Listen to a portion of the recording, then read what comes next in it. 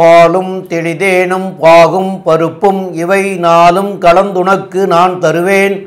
கோலம் செய் துங்கக் கரிமுகத்து தூமணியே, நீ எனக்கு சங்கத்தமிழ் மூன்றும் தா.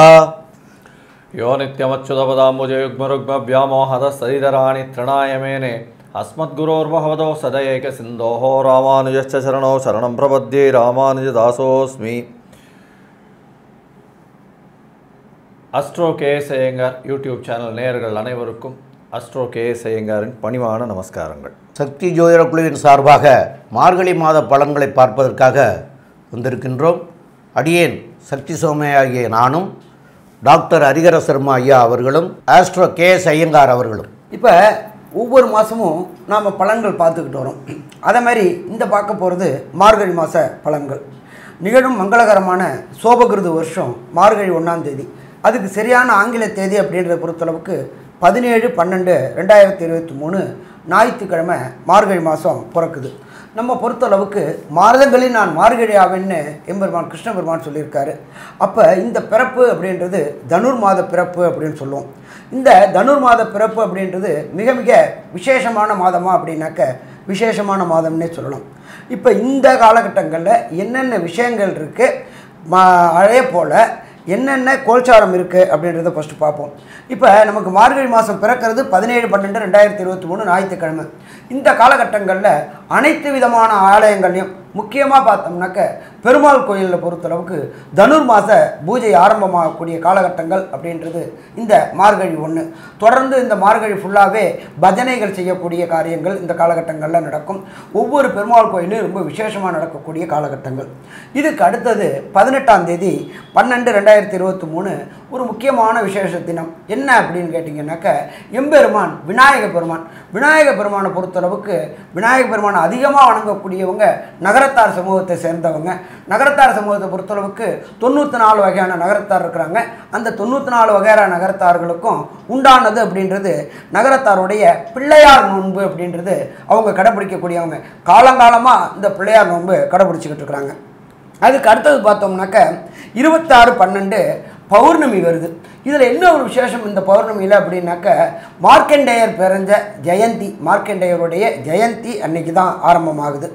அதுக்கு அடுத்து பார்த்தோம்னாக்க மிக மிக விசேஷமான தினம் அப்படின்றது சிவபெருமான் ஆருத்ரா தரிசனம் கொடுக்கக்கூடிய நாள் அப்படின்றது 27/12/2023. இதுக்கு அடுத்தது பார்த்தோம் அப்படின்னாக்க கேரளம் அப்படின்ற பொறுத்தளவுக்கு என்ன சொல்லுவோம் அப்படின்னாக்க கடவுள் பூமி அப்படிம்போம். அந்த கடவுள் பூமியை ஸ்தாபித்தது எம்பெருமான் ஸ்ரீ பரசுராமர்.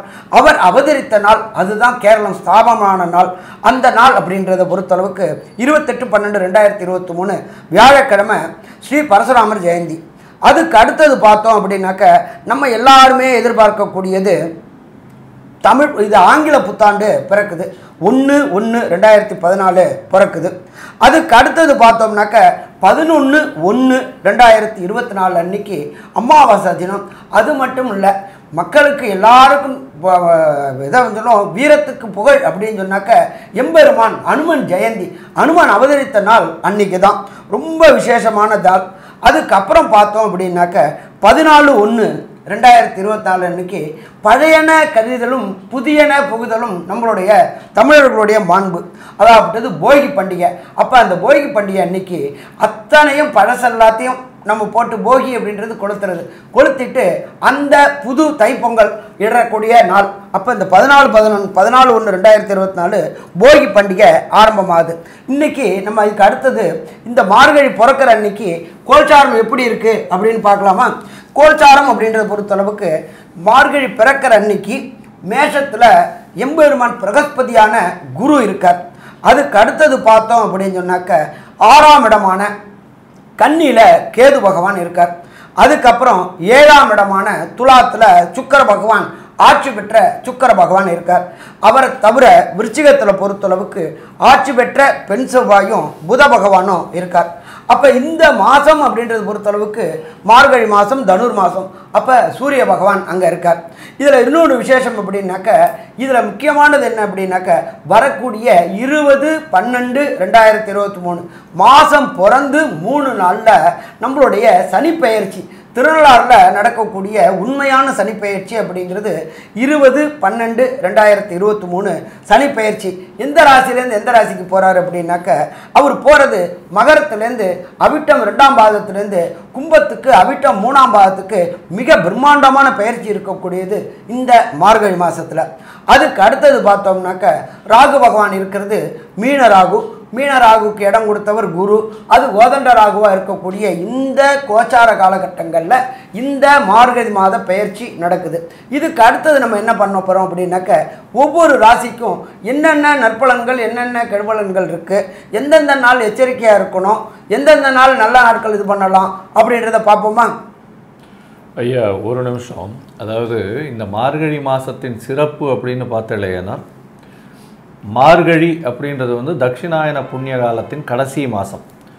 இதற்கு அடுத்த மாதம் பார்த்தோம்னா உத்தராயணம் பிறந்துடுறது. உத்தராயணம்ன்றது வந்து ஒரு பகல் பொழுதாகவும், தட்சிணாயனம் மாலை பொழுதாகவும் இரவு பொழுதாகவும் தேவர்களுக்கு சொல்கிறது. அதனால் மார்கழி மாதத்தை வந்து பிரம்ம முகூர்த்த காலம்னு சொல்லக்கூடியது. அதனால தான் மார்கழி மாதத்தில் ரொம்பவும் அதிகாலையிலேயே எழுந்து திருப்பாவை திருவெம்பாவை இதெல்லாம் சொல்லணும். திருப்பாவை 30 நாளும் வந்து இந்த காலகட்டத்தில் சொல்கிறதன் மூலியமாக நல்ல ஒரு ஏற்றமான விஷயமாக இருக்கும். இதில் திருவெம்பாவைக்குன்னு வந்து இந்த ஆருத்ரா தரிசனம் வரும் இந்த மாதம். அதிலிருந்து முன்னாடி 9 நாளைக்கு முன்னாடியிலேருந்து விரதம் ஆரம்பிச்சிருவா திருவெம்பாவைக்கு. இதுவும் வந்து கன்னியாஸ்திரீகள் பண்ணக்கூடியது ஒரு பெரிய விசேஷமாக, சுமங்கலிகள் பண்ணக்கூடியதும் பெரிய விசேஷமாக இருக்கக்கூடிய நாளாக இந்த மார்கழி மாதம் அமைகிறது. மகரம், உத்திராடம், திருவோணம், அவிட்டம் இந்த 3 நட்சத்திரம் 9 பாதங்களை கொண்ட ராசி. ராசியின் அதிபதினு சொல்லக்கூடியவரே சனி பகவான். இந்த மாதம் அதாவது மார்கழி மாதம் பார்த்தலையானால் சனி பகவான் உங்களுடைய ராசியை விட்டு 2ஆம் இடத்துக்கு போகிறார், அதாவது கும்பத்துக்கு போகிறார். இது ஒரு பெரிய பெயர்ச்சி உங்களுக்கு. என்னென்னா ஜென்ம சனியிலிருந்து பாத சனிக்கு போகிறதுனால உடல் நிலையில் நல்ல ஒரு ஏற்றம் இருக்கக்கூடிய காலகட்டமாக இருக்கும். இந்த சனி பயிற்சி பலன்கள் தனியாக போட்டிருக்கோம், அதை பாருங்கள் சனி பயிற்சியை பற்றி.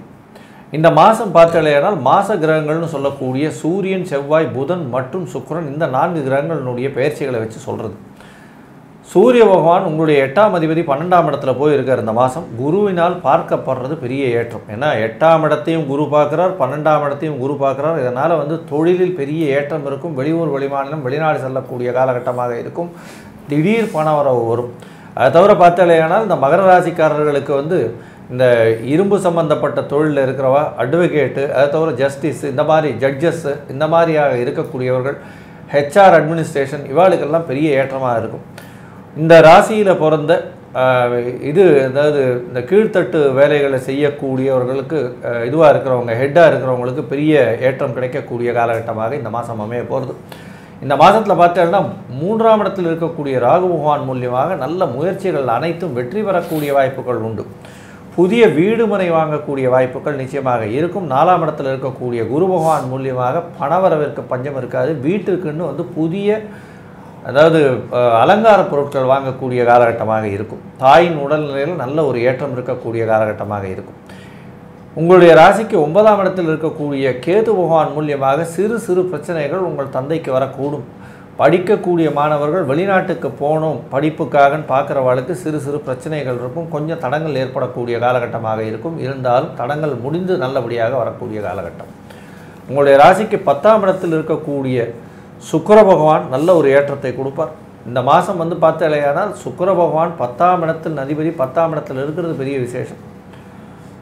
அதை தவிர உங்களுடைய ராசிக்கு 11ஆம் இடத்துலேயே வந்து சுக்கிர பகவான் வரார். அதனால் 2வது திருமணத்திற்கு பார்த்து கொண்டிருப்பவர்களுக்கு கண்டிப்பாக 2வது திருமணம் கைகூடும். இந்த மாதம் கைகூடும். அது வந்து தை மாதத்தில் நடக்கக்கூடிய காலகட்டமாக இருக்கும். சில பேர் மார்கழி மாதத்தில் 2வது திருமணமும் பண்ணக்கூடிய காலகட்டம் உண்டு. இந்த மாதம் பொறுத்தவரையிலும் பார்த்தலையானால் வீட்டை விட்டு வெளியில் சென்று வேலைக்காக செல்ல வேண்டிய காலகட்டமாகவும் இருக்கும். தொழிலுக்காக வந்து வெளியூர் வெளிமாநிலம் செல்லக்கூடிய காலகட்டமாக இந்த மாதம் அமைய போகிறது. இந்த மாதத்தில் வரக்கூடிய செவ்வாயினுடைய பயிற்சியும் புதனுடைய பயிற்சியும் எந்த அளவுக்கு இந்த மகர ராசிக்காரர்களுக்கு ஏற்றத்தையும் மாற்றத்தையும் கொடுக்கும்னு நம்ம ஐயா ஹரிஹரசர்மா கிட்ட கேட்கலாம். ஐயா நல்ல தெளிவாகவும் விளக்கமாகவும் விரிவாகவும் சொன்னீங்க. கடந்த 5 வருஷமாகவே அவதி அவதி அவதி பட்டுக்கிட்டு இருந்த மகர ராசிக்காரங்களுக்கு இப்போ மூச்சு விடுறது. இதுவரையிலும் ஐசியூவில் இருந்தாங்க. ஐசியூலேருந்து ஜென்ரல் வார்டுக்கு வராங்கன்னு சொல்லலாமா? கண்டிப்பாக ஜென்ரல் வார்டுக்கு வராங்கன்னு சொல்லலாம். ஏன் அப்படின்னாக்க 7.5 சனி நடந்துக்கிட்டு இருந்துச்சு. விரயச்சனி, அசுவ விரயங்கள், ஹாஸ்பிட்டலைஸ்டு எல்லாம் ஆணுச்சு. ஜென்மச்சனி, வண்டி வாகனங்களில் கண்டம் எல்லாம் ஆகிட்டு இருந்துச்சு. அத்தனையும் விடுதலை கிடைக்கக்கூடியது மார்கழி மாதம் 4ஆம் தேதி. அதாவது ஆங்கிலத்தில் பொறுத்தளவுக்கு 20/12/2023 விடுதலை கிடைக்கக்கூடியது. சரி சாமி, இன்னும் 2.5 வருஷம் பாக்கி இருக்கேன். ஆனால் இந்த 2.5 வருஷத்தை பொறுத்தளவுக்கு சனி பகவான் அந்த 5 வருஷம் பாடாப்படுத்தினத்துக்கு கொடுத்துட்டு போவாரே தவிர கெடுத்துட்டு போக மாட்டார். ஏன் அப்படின்னா அவர் அவருடைய வீட்டுக்கே போகிறாரு. அதனால் கண்டிப்பாக கொடுத்துட்டு போவார். பெரும்பாலும் பார்த்தாக்க 7.5 சனியில் பொறுத்தளவுக்கு பாத சனி வரும்போது கொடுத்துட்டு போகிறதுக்கான வாய்ப்புகள் தான் மிக மிக அதிகம்னு சொல்லலாம். சரி, அதுக்கு அடுத்தது 3ஆம் இடமான கம்யூனிகேஷன் பாவத்தில் ராகு இருக்கார். அதீத தைரியத்தை கொடுப்பார். இந்த சொற்பொழிவாளர்கள், அதே போல் கழகத்தில் உள்ள பேச்சாளர்கள், இவங்களுக்கு எல்லாருக்குமே இந்த காலகட்டங்களில் ஏற்றமான காலகட்டங்கள். இதை தவிர ஐடி பீப்புள் சொல்லுவோம், இன்ஃபர்மேஷன் டெக்னாலஜி வேலை பார்க்குற பீப்புளுக்கு பதவி உயர்வு கிடைக்கக்கூடிய வாய்ப்பு, பண வரவு கிடைக்கக்கூடிய வாய்ப்பு, வாய் சாதுரியத்தினால் எல்லாம் கிடைக்கக்கூடிய வாய்ப்பு. அடுத்தது 4ஆம் இடத்துல பொறுத்தளவுக்கு குரு பகவான் இருக்கார். எப்பொழுதுமே 4ல் உள்ள குரு பகவானுடைய பார்வை விசேஷமான பார்வை. 9ஆம் பார்வையாக உங்களுடைய ராசியுடைய 12ஆம் வீட்டை பார்க்குறார். அப்போ இந்த 12ஆம் வீட்டை பார்க்கும் பொழுது வெளியூர், வெளிமாநிலம், வெளிநாடு தொடர்பு ஏற்படக்கூடிய வாய்ப்புகள் இந்த காலகட்டங்களில் உண்டு. சரி, யார் யாருக்கு கிடைக்க வாய்ப்பு உண்டு? ஒருத்தர் படித்து முடிச்சுட்டு உத்தியோகத்துக்காக வெளியூர், வெளிமாநிலம் போகணும்னு நினச்சாக்க அவங்களுக்கு பிஆர், விசா, சிட்டிசன்ஷிப்பு இது எல்லாமே கிடைக்கக்கூடிய வாய்ப்புகள் உண்டு. படிக்கணும்னு நினைக்கிற மகர ராசியை சேர்ந்தவங்களுக்கு ஐஐடி, ஜேஇஇ, நீட்டு, பிஹெச்டி, அதே போல் ஐஏஎஸ், ஐபிஎஸ் இதை மாதிரி படிக்கக்கூடிய அத்தனை குழந்தைகளுக்கும் தான் விரும்பிய யூனிவர்சிட்டியில் சேர்றதுக்கு வாய்ப்புகளையும் இந்த மார்கழி மாதத்தில் கிடைக்குமா? கண்டிப்பாக கிடைக்கும்னே சொல்லலாம். இதை தவிர பார்த்தோம் அப்படின்னாக்க 12ல் ராசிக்கு 12ல் சூரியன், செவ்வாய், புதன் 3 பேரும் சேர்ந்து இருக்கிறாங்க. எப்போதுமே மார்கழி மாதத்தில் சூரியன் அங்கே தான் இருப்பார். ஆனாலும் 12 இடத்துல 3 கிரகங்களும் வலுப்படும் பொழுது 12ஆம் இடம்ன்றது அயன சயன போகஸ்தானம். இந்த அயன சயன போகஸ்தானத்தில் 12ல் 3 கிரகங்கள் இருந்தால் ஜோதிட சாஸ்திரத்தில் என்ன சொல்லுவாங்க? கஷ்டங்கள் கூடும்பாங்க. ஆனால் என்ன ஒரு விசேஷம் அப்படின்னாக்க உங்களுடைய ராசிக்கு 4ஆம் இடத்துல இருக்கிற குரு பகவான் தன்னுடைய விசேஷ பார்வையான 9ஆம் பார்வையாக 12ஆம் இடத்துல கிடைக்கிறதுனால அயன சயன போகஸ்தானங்கள் கூடக்கூடிய வாய்ப்புகள் இந்த காலகட்டங்களில் உண்டா? கண்டிப்பாக உண்டுன்னே சொல்லலாம். சரி சாமி, எல்லாமே நல்லா தான் சொல்லியிருக்கிறீங்க, அப்போ வேறு ஏதாவது கெட்டது இருக்குங்களா அப்படின்னு யோசிக்கிறவங்களுக்கு இந்த மார்கழி மாதம் ஃபுல்லாகவே ஏற்றமாக இருக்கும். ஆனால் சந்திராசிரம தினங்கள் அப்படின்றது வரும். ராசிக்கு 8ஆம் இடத்துல கோச்சார சந்திரன் வரக்கூடியது சந்திராசிரமம். அதே போல் உங்களுடைய நட்சத்திரத்திலேருந்து 17ஆவது நட்சத்திரம் அப்படின்றது சந்திராசிரம நட்சத்திரம். அப்போ இந்த காலகட்டங்களில் சுப செயல்கள், வெளியூர், வெளிமாநிலம் பயணங்களை தவிர்க்கிறது நல்லது அப்படின்றது. அப்போ எந்தெந்த நாள் இந்த நாள் அப்படின்றத நம்ம ஐயா சொல்லுவாங்க. இதை தவிர இந்த மகர ராசிக்காரங்களுக்கு தசாநாதனோ, புத்திநாதனோ, அந்தரநாதனோ, சூட்சமநாதனோ இந்த காலகட்டங்களில் நல்லா இல்லை அப்படின்னாக்க வணங்கக்கூடிய தெய்வம் எந்த தெய்வம் அப்படின்றதையும் எந்த கோயில் அப்படின்றதையும் நம்ம ஐயா சக்தி சோமையா அவங்க சொல்லுவாங்க. ரொம்ப அற்புதமாக, தெளிவாக, விளக்கமாக, விவரமாக சொல்லிட்டீங்க ஐயா. இப்போது சந்திராஷ்டம தினங்கள் அப்படின்னு சொல்லக்கூடிய நாட்கள் மார்கழி மாதம் 15ஆம் தேதி அன்னைக்கு ஆரம்பம் ஆகுது. மார்கழி 15, அது போக 16, 17, 17ஆம் தேதி அன்றைக்கி சாயந்தரம் ஒரு 5:15 மணி வரைக்கும் இருக்குது. அப்போது இந்த 2.25 நாட்கள்னு சொல்லக்கூடிய நாட்களில் புதிதாக முயற்சிகள் எதுவும் செய்ய வேண்டாம். ரொட்டீன் ஒர்க்குகளை மாத்திரம் செய்தால் போதும். புதிதாக எதையும் தொடங்கினா அதனால் பின் விளைவுகளை சந்திக்க வேண்டியது வரும். அதனால் புதிய முயற்சிகள் வேண்டாம். அதே போல் வெளியூர், வெளிநாடு, வெளி மாநிலங்களுக்கு செல்லணும் அப்படின்னு இந்த தேதிகளில் டிக்கெட்டு வாங்கி வச்சுருந்தாலும் அதை கேன்சல் பண்ணிவிட்டு வேறு டிக்கெட் வாங்கிக்கிறது, வேறு நாளாக பார்த்து வாங்கிக்கிறது சாலச் சிறந்ததாக இருக்கும்.